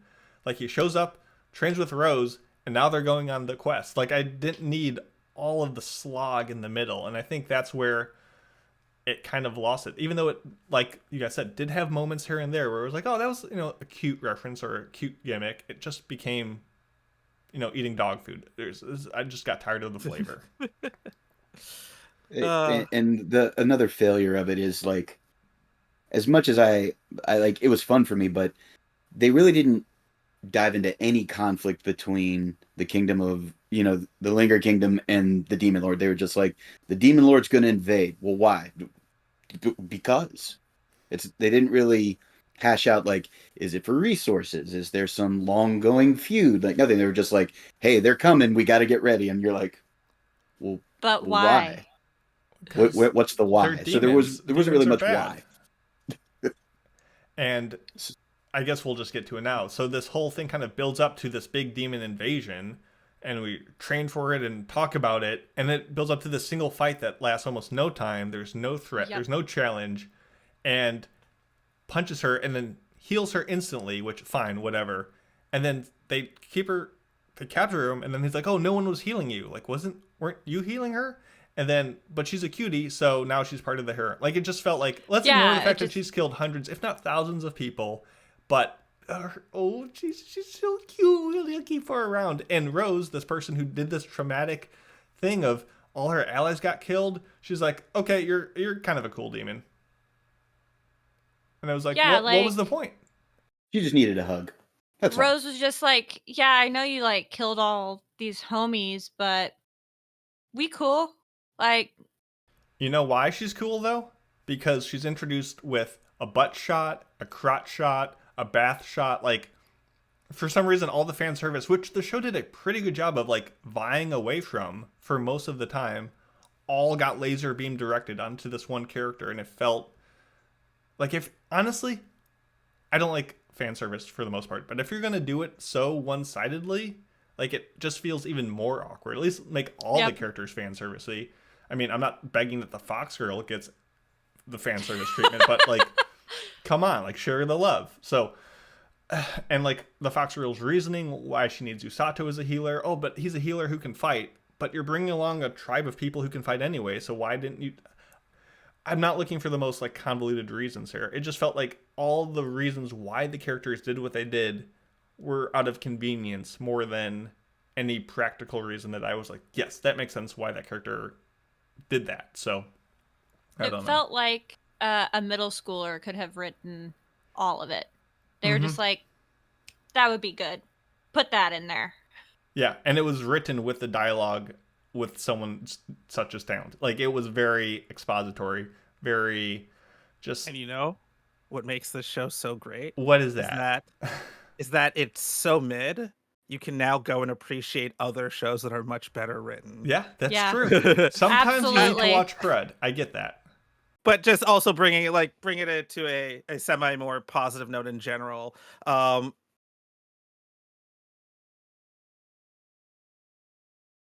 Anyway, so okay, positivity over. No, like I said, you heard it in my recommendation if you were listening to the episode. It's a mid show. I think it's actually positive that like we need some more positively mid, not so overtly horny.